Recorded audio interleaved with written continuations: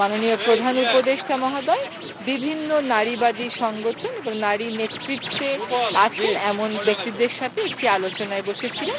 তিনি তাদের কাছ থেকে কিছু সুপারিশমালা নিয়েছেন। যে সুপারিশগুলো এসেছে তার মধ্যে মূল যেগুলো আমি সেগুলো বলছি।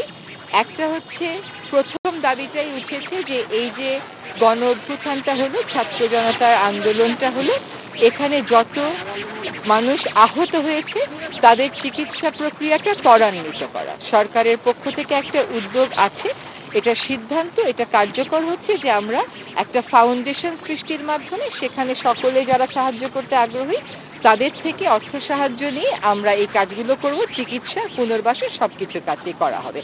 যেহেতু ফাউন্ডেশনটা করতে একটু সময় লাগছে, এখানে একটা দাবি উঠেছে যে ইন্টারিম একটা কিছু, অন্তর্বর্তীকালীন একটা কিছু ব্যবস্থা করে ফেলা হয় যাতে অনেকে যারা চিকিৎসার টাকার প্রয়োজন আছে তারা তাড়াতাড়ি করে টাকাটা পেতে পারে। এটা হচ্ছে প্রথম দাবি। এখানে যারা নারীবাদী সংগঠন আছে তার বাদেও কিন্তু সমন্বয়কারীদের মধ্যে থেকে 2 জন নারী ছিলেন উপস্থিত। দ্বিতীয় যে দাবিটা উঠেছে সেটা হচ্ছে নারীদের বিভিন্ন বিষয় নিয়ে বিক্ষিপ্তভাবে কাজ না করে ওমেন্স রাইটস কমিশন একটা করা যায় কিনা। একই সাথে দাবি উঠেছে যে তথ্য অধিকার কমিশন আছে, মানবাধিকার কমিশন আছে, সেগুলো দলীয় সরকারের সময় অনেক সময় চাপে পড়ে তার যে ম্যান্ডেটটা ছিল, যে দায়িত্বটা ছিল, সেটা প্রতিপালন করতে পারেনি। তো সেখানে স্বাধীনতা নিশ্চিত করার জন্য কি করা যায়।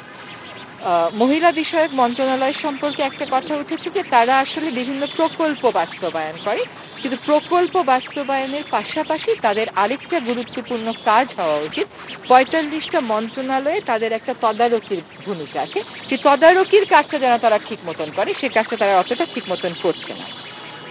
আরেকটা কথা বারবার উঠে এসেছে, সেটা হচ্ছে নারীর প্রতি বৈষম্যমূলক অনেক আইন যেগুলো আন্তর্জাতিকও আছে, জাতীয় আছে, সেগুলোর ক্ষেত্রে বাংলাদেশের একটা স্পষ্ট অবস্থান নেওয়া।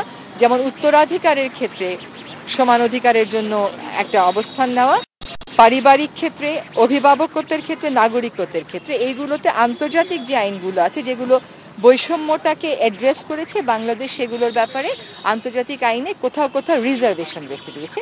তো সেই রিজার্ভেশনটা উইথড্র করারও একটা দাবি এসেছে। এখানে বলা হয়েছে যে সিডর রিজার্ভেশন উইথড্র করার সাথে সাথে ILO 190 এবং তার সাথে আরও আন্তর্জাতিক আইনগুলো অনুসমর্থন দিয়ে দেওয়া। খুব জোরভাবে তারা বলেছেন যে নারীর প্রতি যে সহিংসতাটা হয়, এই সহিংসতাটা, বিশেষ করে একজন সমন্বয়কারী বলেছেন যে তার গায়েও অনেক আঘাতের দাগ আছে বিদায়ী সরকারের ছাত্র সংগঠনের দেয়া, কিন্তু সে সেই আঘাতের দাগ নিয়ে কথা বলতে চায় না। সে বলতে চায় যে এই পুরো সিস্টেমটাকে বদলাতে হবে, যেখানে নারীকে ধরে নেওয়া হয় যে তার গায়ে আঘাত দেওয়া যায় এবং আঘাত দিয়ে পার পাওয়া যায়, আঘাত দিলেও কোনো বিচার হয় না। এই মানসিকতা থেকে সরে আসতে হলে শুধু নারীকে ক্ষমতায়িত, নারীকে তার অধিকার সম্পর্কে জানালে হবে না, সমাজকে নারী বান্ধব করে ওই শিক্ষার পরিবেশটা আনতে হবে। সেই প্রেক্ষিতেই কল্পনা চাকমার বিষয়ে তনু, রুনি, মুনিয়া এবং নুসরাত তাদের হারিয়ে যাওয়া কিংবা নিহত হয়ে যাওয়া, তাদের যে মৃত্যুর কারণটা সেটা বের করে যাতে অবশ্যই দায়ী ব্যক্তিদেরকে তারা যতই শক্তিশালী হোক না কেন বিচারের মুখোমুখি করা হয়, এটা মোটামুটি সকলের কাছ থেকে এই দাবিটা এসেছে। যদিও নারী সমাজ, কিন্তু সব আলোচনা কিন্তু নারী কেন্দ্রিক ছিল না, কিছু কিছু আলোচনা দেশের সার্বিক পরিস্থিতি সম্পর্কেও ছিল। একটি কথা এসেছে যে আমরা আদালত ব্যবস্থার যে রিফর্ম বা বিচার ব্যবস্থার যে রিফর্মটা করছি সেটা জুডিশিয়াল রিফর্মস কমিশনের মাধ্যমে করা যায় কিনা, যাতে করে যেই ভুলগুলোর বিরুদ্ধে আমাদের অবস্থান, যে সংস্কারের পক্ষে আমাদের অবস্থান, সেই সংস্কার করতে গিয়ে পুরনো ভুলগুলো যেন রিপিটেড না হয়। ফলে জুডিশিয়াল রিফর্মস কমিশন করার কথা বলা হয়েছে। একজন বলেছেন যে শিল্পকলা একাডেমি, প্রায় 25টি মতন শিল্পকলা একাডেমিতে আগুন ধরিয়ে দেওয়া হয়েছিল। সেই শিল্পকলা একাডেমিতে নিয়োগের সময় দেখা যায় যে খনিজ সম্পদ মন্ত্রণালয় থেকে একজন নিয়োগ পেয়ে গেল। তো আর্টস, কালচার এগুলো বোঝেন এমন সমঝদার ব্যক্তিকে যদি নিয়োগ পদ্ধতিটা পরিবর্তন করে আনা হয় তাহলে সেটাকে সাধুবাদ জানানো হবে এবং ওনারা সবকটা শিল্পকলা একাডেমি খুলে দেওয়ার দাবি জানিয়েছেন। পার্বত্য চট্টগ্রাম নিয়ে কথা উঠেছে যে পার্বত্য চট্টগ্রামে ওই কুকি চীনের সাথে বিরোধের জের ধরে তাদের বক্তব্য অনুযায়ী যে বম সম্প্রদায়ের উপরে এক ধরনের নিপীড়ন চলছে, সেই নিপীড়নটা তারা নিরসনের দাবি করেছে। এবং একই সাথে পার্বত্য চট্টগ্রামে সরকার যেই সিদ্ধান্তটাই নিক না কেন সেটা সে পার্বত্য চট্টগ্রামের যারা আদিবাসিন্দা তাদের সাথে কথা বলে যেন সেই সিদ্ধান্তটা নেওয়া হয়, ওই কার্যকর পার্টিসিপেশনের যেন একটা আমরা উপায় খুঁজে বের করি।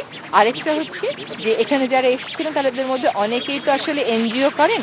বিগত সরকারের সময় বা বিভিন্ন সময় দলীয় সরকারের সময় দল বুঝে কোনো না কোনো এনজিও হয়রানির মুখোমুখি হয়েছে। তো এনজিওগুলো যাতে এনজিও ব্যুরোর মাধ্যমে হয়রানির শিকার না হয়, কোনো দলীয় সরকার যেন এনজিও ব্যুরোর মাধ্যমে এনজিওদেরকে হয়রানি না করতে পারে, সেটার জন্য যথাযথ সংশোধনমূলক ব্যবস্থা গ্রহণ করে।